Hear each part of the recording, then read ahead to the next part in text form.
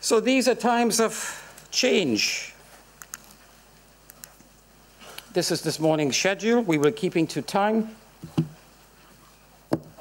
It is, it seems a bit passé to say challenging times. What the hell does that mean? Times are always challenging in some way or the other. People still have to go out and buy lunch. The question, I guess, becomes, if we talk about quantum mechanics, we have a dynamic. If we speak about those of you who are theological in Hinduism, they speak about the dance of Shiva. And whatever that may mean in wider theological terms, the essence of it is a dynamic. In the financial services sector, we clearly had a dynamic, a big one. But that does not mean to say that that dynamic is not there every day. It's just that sometimes we see some bigger bangs happening. And of course, a bang could be something for the good or the bad. In this case, it was for the bad. I'm trying to establish the case that change is intrinsic to our world. The emergence of infectious diseases happens at a bang at times. But are we so surprised that the emergence will happen in the biological world? Is a feature of life that such things should happen. But certainly we need to respond to it. So my point today is that if we look at any of the ideas floating there, the biological, the physical world, and physics, the debates going on about, what is brain theory or width theory, whatever theory people come with, we know that the physical world is not static. There's no such thing as stasis. Find me anything in the universe that is static. Does not exist. If it does, we can't find it. In society, we see change every day. Information flow. If change is intrinsic, then, if that argument is accepted, what makes change now particularly relevant? And why am I chairing a meeting on hospital infection talking about this here, talking about the way we work as society? I guess the fact that I've been asked to chair again means that some of my ideas are interesting to some people, because I'm obsessed with the idea of holistic thinking, but that is wishy-washy if you cannot make it happen. We need technology outside. We need the experts you'll be hearing from later on today. When we have point problems, whether it be in biocides or a new biological entity or whatever it might be, but unless these are put within a context of holism, you have precisely the problems we have with child abuse and the problems we have with the financial services sector, because everybody is working in a silo. Everyone sees the world from their perspective without seeing that if you have a problem in the financial services sector, poverty will increase. If poverty increases, nutrition will go down. Maybe then we'll have problems with soft tissue. Then we go on to soft tissue infections, then we go on to the genesis of resistance. But what we'll focus on is the genesis of resistance or the documentation of resistance in that wound. Clearly, we must do that.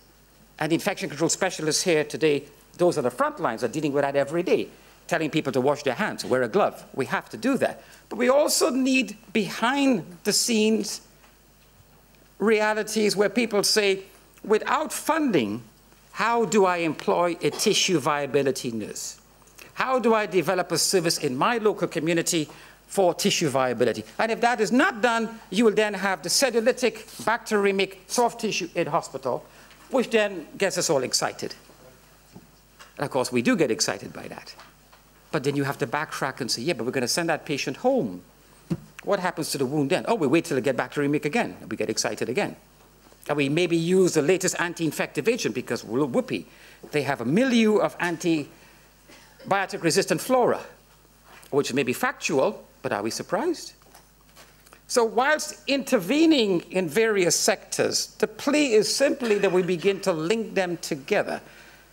Again, that may be pie in the sky. One can say, well, so what? Everything there is linked together. What's happening from what David Cameron said this morning, that he's looking again at the child benefits. But he did say as well, there'll be some big pains ahead. So we're hearing that every day. All we're saying is these decisions are not unlinked. And what is new about change? If change is intrinsic to our world, what seems to be new is the acknowledgement of linkage, which people have tried to avoid in the past because it's easy to be the financial services sector and get a large bonus. Easy to do that, in the sense that you cocoon yourself and you leave the rest of the world to its own endeavors. If you cannot get a healthcare support worker, we have a problem. If we're trying to control hospital infection at the same time investing elsewhere, something is wrong. And the assumption that economics is based upon scarcity, and we never have enough, then what is required is how we make a decision that is seen to be fair and just. What is just? Well, we get around the table, that's a start, not behind closed doors. We seem to be transparent so that minutes of meetings are released. We get a range of people around the table representing the various stakeholders, patient advocates, experts in anti-infectives, managers or whatever, and you come to a decision. Might it be the right decision? Who knows? Time will tell. Is it a just decision? Yes, because you have shown transparency, you have shown how we work as society. If we do not do that, we are not running things justly, and of course that then breeds the idea of the backdoor decisions. And as we face cutbacks in the future, instead of coming together, it may breed a society with even more backdoor decision-making. That, I would put, as a recipe for further disaster. So, linkage. The second thing is velocity. So if change is intrinsic, fine, that's a given. And we could have the speed of change. I put to you, we are dealing with change which is now even more rapid. So speed is now of the essence. Things are moving very quickly out there. Put it all together in your mind, you can feel it. But also the issue of velocity, which brings in directional change.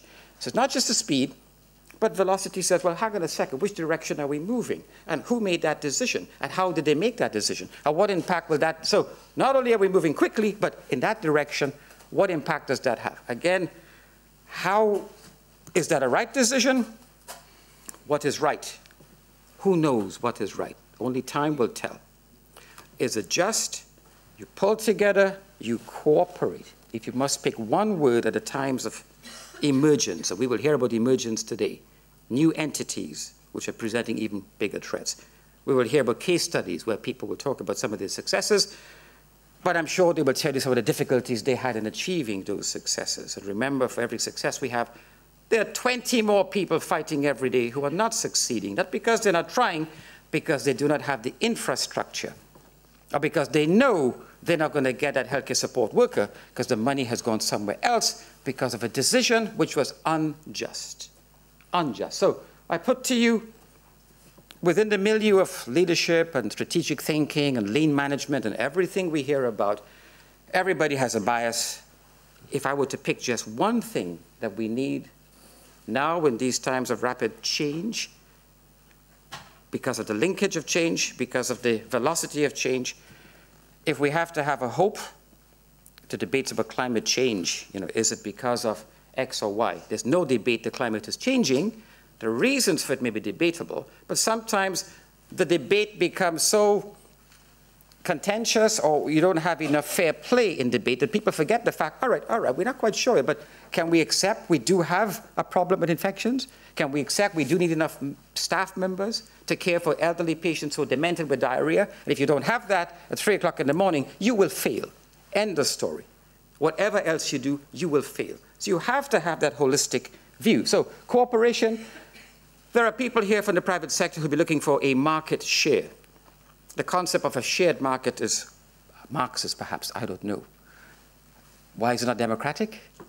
Why is it Marxist to think of we're all in it together? Because we see that, again, we'll be hearing from Dr. Woodford later on. I'm sure he'll be talking about the spread of the recently emerged entity. What it demonstrates as human society, whoever you are, wherever you come from, we are linked together. So it makes sense then to cooperate for the greater good.